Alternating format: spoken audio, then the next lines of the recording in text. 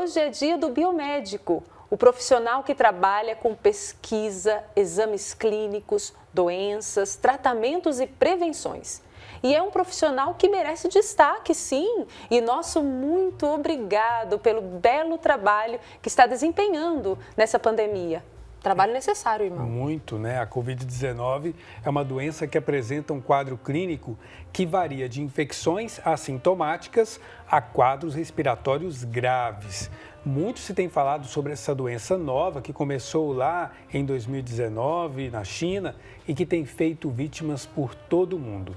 Mas quais são os sinais de alerta, os sintomas de uma gripe que pode se confundir aí com o coronavírus, né? A contaminação pelo coronavírus?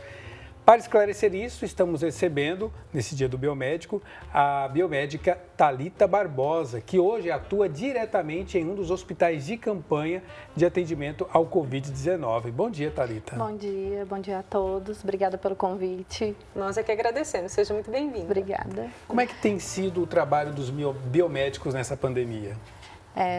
Nessa pandemia, né, a gente já trabalha com algumas atividades, a gente tem desenvolvido muita pesquisa, principalmente nessa perspectiva, e está trabalhando diretamente no diagnóstico, né, dos pacientes, das pessoas suspeitas, com os testes, e nessa questão de acompanhamento, de prevenção, todo esse material que a gente tem atuado.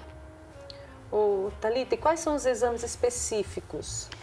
Os exames específicos para a Covid, PCR, que tem um teste, são suave nasal, né? Ele tem um teste de biologia molecular, e aí a sorologia para IgG e IgM. O PCR, ele é um teste que ele é feito a partir do terceiro dia de sintomas, e ele é aquele swab, que a gente faz o swab nasal, leva até na narina, e depois a gente vai identificar o código genético do vírus na amostra, né? Já as sorologias, elas identificam anticorpos no paciente. Interessante, porque você já diferenciou aí os exames, mas as pessoas se confundem. Eu também me confundia porque não sabia quantas vezes ou o dia certo de fazer. Sim. Quando uma pessoa próxima a mim contraiu a doença, um padre que mora lá em casa, eu já na rua entrei no drive-thru, já fiz o exame, fiz o de sangue. O de sangue. E 2 dias depois fiz o nasal, como é que é o nome do PCR. nasal? O PCR. Aí depois me disseram, não era o dia, você não tinha sintomas. E de fato os 2 exames deram negativo e até hoje eu não contraí a doença. O dia certo para fazer cada um desses exames, o de sangue e o PCR. Tem o período, né?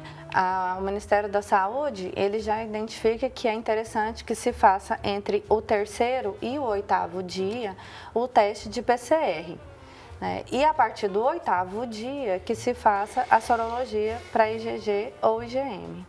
Thalita, então não quer dizer que um é melhor que o outro, não quer dizer isso, é a questão dos dias, porque às vezes no início, principalmente, muita gente falava assim, não, mas esse daí de sangue não vale nada não, o bom é fazer o PCR, aquele que coloca no nariz, que coleta no nariz. Um pedaço do cérebro da gente, que vai lá no fundo.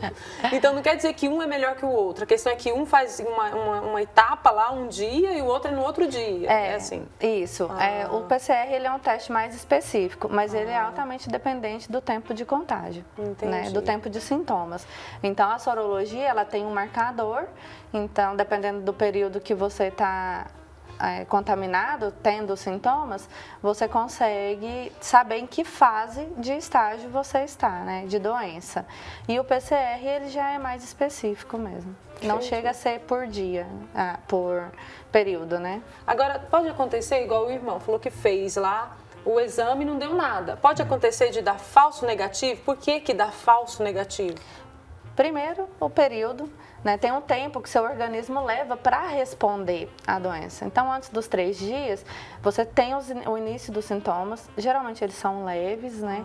E depois, eles começam a agravar, dependendo do seu grau de contaminação.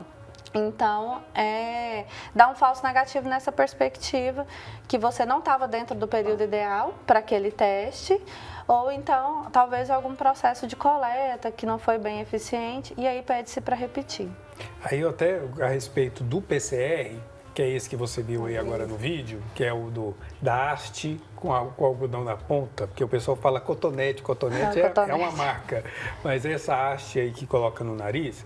Então, eu quando fiz o primeiro, fiz pelo meu plano de saúde, então colocou nas 2 narinas e demorou 3 ou 4 dias para eu pegar o resultado. Depois eu fui no mutirão da prefeitura, desses que está tendo por aí, colocou apenas em uma narina e o resultado saiu em 20 minutos. Qual que é a diferença? É a metodologia. A diferença é essa. O mutirão da prefeitura está trabalhando com pesquisa de antígeno, que é o próprio vírus. E o PCR, que leva 3, 4 dias, ele já está buscando o código genético do vírus. Então, mas ele leva mais tempo. Mas os dois têm a mesma eficácia? Não, o PCR costuma ser mais eficiente. Esse mais demorado, É o mais demorado. Não é nem pelo prazo da demora, é o tipo de pesquisa que se faz no teste, né? Ele vai buscar o RNA, que é uma fração do DNA do vírus, e aí ele seria transformar isso em DNA e identificar. Agora, supondo que a Caísa contraísse a doença, supondo que, né? Tomara que não teve até agora, né? Aí eu não tenho nenhum sintoma, mas só por ter convivido com ela, eu tenho que fazer o teste mesmo sem sintomas? É interessante. De imediato?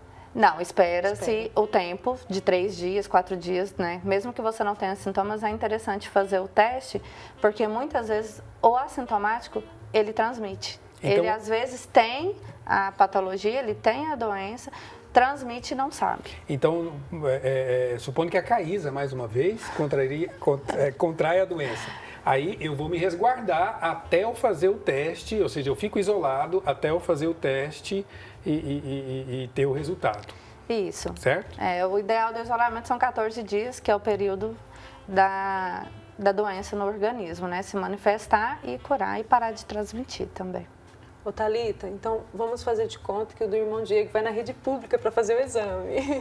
Aí ele chega lá na rede pública, quais são os quesitos? Tipo assim, eu não estou sentindo nada, mas eu preciso vir fazer o exame porque alguém estava no convívio, teve Covid. Aí existe alguma coisa que é analisada? Ou qualquer pessoa que chega lá na rede pública pode fazer? Não, existe o critério médico, né? O médico, às vezes, ele vai perguntar qual nível de contato você teve com aquela pessoa, se vai ser necessário fazer o teste agora ou se vai aguardar alguns dias para fazer o teste depois. Mas geralmente se faz o teste. Avalia o período, o tempo, pede também esse isolamento, né? Justamente por ser assintomático e poder contaminar outras pessoas, e aguarda para fazer o teste de novo. Agora, a gente fala bastante sobre os sintomas e como os sintomas são muito parecidos com a gripe que nós estamos acostumados, com as várias gripes, na verdade, que nós estamos acostumados por aí. Como discernir aquele caso que precisa de fato do isolamento, do Covid, de uma gripe comum? Só realmente depois do teste nós vamos ficar convivendo com essa dúvida durante muito tempo? Sim, só depois do teste. O teste ele é específico. O PCR ele trabalha com as várias síndromes gripais, né? Mas é só depois disso que a gente consegue ter certeza. Então, em tempos de pandemia, toda gripe é suspeita. Entendi. Você está trabalhando no hospital de campanha. Isso. Qual que é a sua experiência? Tudo é muito novo, né? Covid, tudo é muito novo. A gente começou com Covid em 2019, no fim do ano. A nossa experiência é de aprendizado, de crescer, de buscar novas tecnologias, buscar novos testes, exames, para poder melhorar a nível de pesquisa e agregar isso para a população. Né? E sempre todas as pessoas que chegam lá no hospital de campanha, sempre são os mesmos sintomas? Ou existem pessoas que chegam com sintoma que vocês falam assim, gente, nunca tinha visto esse sintoma numa pessoa com Covid? Pode acontecer isso? Já aconteceu? Pode acontecer. Geralmente eles têm o mesmo perfil de sintomas, que são os sintomas gripais e o comprometimento pulmonar, mas acontece dependendo da comorbidade, depende do que o paciente já tinha antes de se contaminar de Covid. Então, às vezes, muda o quadro no tratamento. Você já teve a doença? Não. Mesmo trabalhando no hospital, então obedeceu a todos os protocolos e não contraiu? Não. A gente espera um IgG, né, que é quando a gente já teve a doença, já passou por ela, mas eu ainda não tenho um IgG positivo. Mas aí vocês então fazem o teste de vez em quando? Fazemos. E às vezes pode acontecer, até estar trabalhando no hospital de campanha e seguindo todos os protocolos, mas aí, às vezes, fora do seu trabalho, você ir lá e contrair a doença, né? Pode acontecer isso. Pode acontecer. Geralmente, a maioria das pessoas que se contaminaram, não necessariamente elas estavam no trabalho, porque usa-se EPIs, né? Tem todo um critério de segurança, tem todo uma equipe preparada, então geralmente é na hora que a gente descansa. Lá no mês de maio, a gente estava no auge, né, do lockdown, pelo menos aqui em Goiás, e nós aqui da Basílica do Perpétuo Socorro em Goiânia fizemos uma peregrinação com o quadro de Nossa Senhora do Perpétuo Socorro e passamos preferencialmente pelos hospitais aqui de Goiânia e fomos lá no hospital de campanha, que fica lá perto da Secretaria de Saúde, né, lá na divisa já com a Aparecida, e eu me lembro que na hora que nós paramos o carro do Corpo de Bombeiros, porque como estava tudo fechado ainda, né, então a gente não chamava as pessoas para sair, a gente parava em frente ao hospital, fazia uma oração, fazia a bênção com o ícone diante do hospital e ia embora. Então, às vezes, alguns pacientes saíam assim na janela e tal, mas eu me lembro que lá no hospital de campanha tinha acabado de chegar uma ambulância e todos os profissionais foram para a porta para receber aquela bênção. E eu fiquei muito com essa imagem dos profissionais que estavam ali como soldados numa guerra, né? A gente vê esses filmes de guerra, eles estavam ali. Me fala um pouco desse sentimento de quem está aí na linha de frente do combate nessa pandemia. A gente trabalha como se fosse guerra mesmo, porque a gente tem sempre a esperança que vai melhorar, mas os números vêm e os pacientes chegam, então é sempre muito... Naquele momento, você sempre espera a cura, você sempre luta pela cura do paciente, mas nem sempre é o que acontece. Então, é realmente isso, é perdas e ganhos, é aprendizado, é esse sentimento de luta mesmo, diária, né? Todo dia a gente levanta com aquele sentimento que vai trazer melhoria de saúde, qualidade de vida para alguém, que vai melhorar o quadro daquela pessoa e ela vai voltar para casa. E assim, a pessoa que está igual você, né? Os profissionais aí que estão, talvez muitas pessoas agora têm a oportunidade de nos acompanhar, eu fico pensando a atitude, porque assim, eu tenho certeza que algum paciente chega em você e fala, mas, ô doutora, ô enfermeira, o que eu devo fazer? Eu estou melhorando? Eu vou sair dessa? Com certeza chega isso para vocês. Qual que é? O que vocês podem falar para essa pessoa? Vocês se motivam sempre? Com certeza, né? Sim. O nosso hospital de campanha ele foi montado na maternidade Célia Câmara, que era prevista para ser uma maternidade. Aqui no Vera Cruz, em Goiânia, Isso, né? aqui no Vera Cruz. E aí, nós fazemos parte da Fundac, que gere a Nascer Cidadão e a Dona Iris. Então, a gente tem uma missão de humanização, de tratamento de qualidade com excelência. Nessa perspectiva, a gente traz o melhor para o paciente, sempre trazendo aquela humanização para ele, sempre trazendo boas notícias. A gente tem os momentos com as psicólogas, com a equipe multi, que traz telefone, celular, para fazer ligação para a família. Então, a gente está sempre motivando mesmo. O ambiente do hospital, na maternidade onde a gente trabalha, que está atuando como hospital de campanha, nem se parece um hospital se não fosse pelos aparelhos, né? Diferenciado. É diferenciado, um trabalho bem humanizado, uma equipe multiprofissional, médicos, fisioterapeutas, está sempre trazendo o paciente para a autoestima, para cima. Até porque os pacientes não podem ter contato com a família, né? Então, é um momento bem doloroso. Só pelo celular? Só pelo celular, só por chamadas de vídeo, porque eles ficam isolados, né? E isolados um dos outros também. Os quartos são individuais, né? Para não ter contaminação cruzada. Então, a equipe que está lá com eles todos os dias. Perguntas que chegam pelo nosso Instagram da TV Pai Eterno. A Beth está perguntando aqui, após os 14 dias, é necessário fazer outro teste ou a pessoa pode sair do isolamento por conta própria? Por conta própria, não.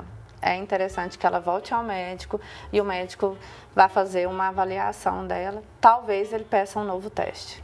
Eu já acompanhei casos do médico simplesmente dar a alta. Sem fazer o teste. Sem fazer teste. Apenas na avaliação dos sintomas, aliás, da recuperação do paciente. Sim. Isso é possível? É possível, porque às vezes ele não vai fazer o teste específico. Talvez ele faça os testes adicionais, que são os testes de proteína C reativa, por exemplo, que avalia o nível de infecção, dedímero. São outros testes assistenciais que quando melhoram, eu não necessariamente preciso fazer o teste de Covid. Porque a gente fala nesse ciclo de 14 dias, é o ciclo normal da infecção. Porque depois de 14 dias ela acaba? Como é que é? Depois de 14 dias, você para de transmitir. Ah, tá, mas a doença continua. Dependendo dos casos, a maioria se cura com 14 dias, né? Mas alguns ainda têm uma sequela. Geralmente, quem tem comprometimento respiratório, após 14 dias ainda tem uma dorzinha, sente uma pneumonia, né? Então, depende de que cada caso é um caso. E existe uma explicação, assim, técnica de por que a questão do comprometimento do olfato e do paladar? Não, estão pesquisando, é um pesquisando. sintoma característico, Entendi. né? Mas uma explicação técnica ainda está nessa fase de pesquisa. Ela só é característica. Geralmente, quando se perde o olfato e o paladar, já é um indício claro de Covid. Uhum. A Márcia pergunta aqui, eu acho, com certeza já esclareceu para ela, que ela disse assim, quando devemos fazer e quais os tipos de exames que devemos fazer? Então, você já explicou, né, que é a questão dos dias, Dos dias, né? Ou ela faz um PCR, se ela tiver entre o 3º e o 8º dia, né, que é o SWAB, ou ela faz os testes sorológicos, que são depois do 8º dia. Entendi. Tem mais perguntas chegando, irmão? Tem mais perguntas, pode fazer. A Rosiane Rolim, ela diz, qual o exame que dá um resultado mais preciso? PCR. Você também já respondeu, que é o aquele PCR. do nariz, né? A sorologia, ela avalia a fase, ela é boa para avaliar a fase. Se você tem um IgM positivo, ela indica que você está na fase ativa, que você pode estar transmitindo ainda, né? E quando você já apresenta um IgG positivo, você já está na fase que a gente chama de convalescência, você já passou pela doença e não transmite mais. E o PCR, ele é mais específico justamente para buscar o DNA do vírus, né? Thalita, a gente sabe que cada caso é um caso, mas que a maior parte das pessoas que contraem a doença não precisam de hospitalização, não ficam internadas, são tratadas em casa. E pelos que eu acompanhei na minha casa que tiveram a doença, não tomavam nenhum grande medicamento específico, tomavam realmente os medicamentos que a gente já costuma tomar para gripe e febre. O que aqueles que estão internados tomam para poder se curar?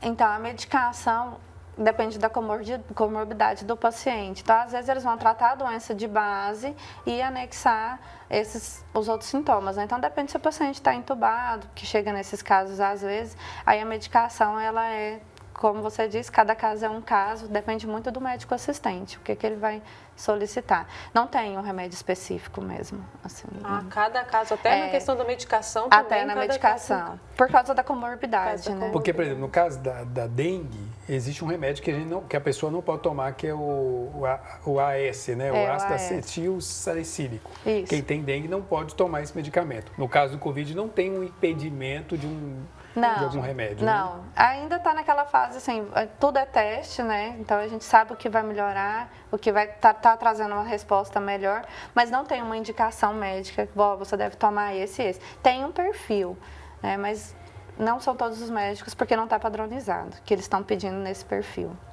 E, Thalita, eu já vi casos de casais que estão sempre juntos, aí a mulher contrai a doença e depois o homem vai lá, faz o teste e não contraiu a doença. Pode-se dizer que é porque talvez o homem estava com a imunidade melhor, alguma coisa assim, ou não? Não, sorte. Não. Sorte, né? Mas tem muita gente com sorte por aí. Eu conheço uns 3 ou 4 casais que um teve e o outro não teve. Assim, quando a gente já tem a suspeita, alguns casais eles já se preparam, já fazem o isolamento entre si, apesar de ser um casal. Quando a gente começa a ter os sintomas, alguns casais eles têm essa preocupação de se separarem e fazer esse isolamento. Então, às vezes, o outro casal não pega. Eu também já vi casos que no casal um deles não pega, mas não necessariamente o homem, geralmente um dos dois. Sim, sim. Até, por exemplo, a Cláudia, que trabalha aqui conosco, o esposo dela teve sintomas leves e ela nunca teve. Maravilha, maravilha. Ô, Thalita, e a questão das pessoas que estão lá, a internação, ela também necessariamente tem um período tipo de 14 dias ou também vai depender de cada caso, se a pessoa está evoluindo, evolui ou não, pode piorar, enfim? Depende de cada caso, depende de como a pessoa responde ao tratamento, depende de como ela vai responder ao ambiente, né? Depende, cada caso é um caso. Tem pessoas que ficam 3 dias na enfermaria e vão embora, igual tem pessoas que vão ficar mais tempo, acabam evoluindo para a UTI, depois volta para a enfermaria por causa da alta e aí vão embora. Uma pergunta aqui de uma pessoa que fez o exame de sangue e os 2 reagentes deram positivos. Quando foi fazer o exame, o PCR, deu negativo. Isso pode acontecer. Pode acontecer. E qual que é o resultado que vale? Geralmente tem-se base como o PCR, né? Geralmente o base mesmo é o PCR, é o mais confiável. Né? Mas acontece, igual acontece de ter um PCR negativo, né? E você ter todos os sintomas característicos.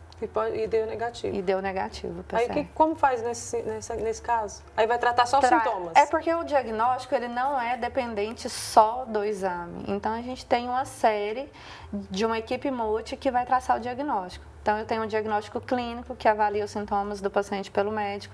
Tenho um diagnóstico de imagem, que vai avaliar o comprometimento pulmonar. Tenho o diagnóstico que seria do laboratório, né, que são os biomédicos que realizam. Então, a gente vai... Se ele não tem a sorologia ou ele não tem o PCR, mas ele tem a lesão em forma vítrea, que a gente fala no pulmão, ele vai ser tratado para Covid. Ou vai descartar a pneumonia, né? O irmão, é isso que um colega de trabalho, inclusive lá da rádio, ele falou, que ele não tinha muitos sintomas, assim, mas ele estava se sentindo... A única coisa que ele sentia era uma dor aqui nas costas. Que é a infecção bem no pulmão. Baixo. Aí ele foi, não deu nada. Só que daí ele foi no médico e o médico falou assim, nós vamos fazer o exame do pulmão. Aí estava comprometido o pulmão dele. Acontece. Os testes não apresentam nada e aí ele tem a lesão pulmonar característica. É importante ressaltar que, por exemplo, no caso das sorologias, algumas pessoas não convertem um anticorpo. Então, ela vai ter um PCR positivo, que é a identificação do vírus, mas ela não vai apresentar o anticorpo. Thalita Barbosa, biomédica, no dia do biomédico, parabéns para você. Obrigada. Nos trazendo tantas informações importantes sobre o combate aí à Covid-19. Obrigado por sua participação. Obrigada a vocês pelo convite. E boa missão aí, que não é fácil, com certeza. Não é. Ótimo trabalho. Mas é gratificante. Que bom, muito obrigado. Obrigada a você. Até mais.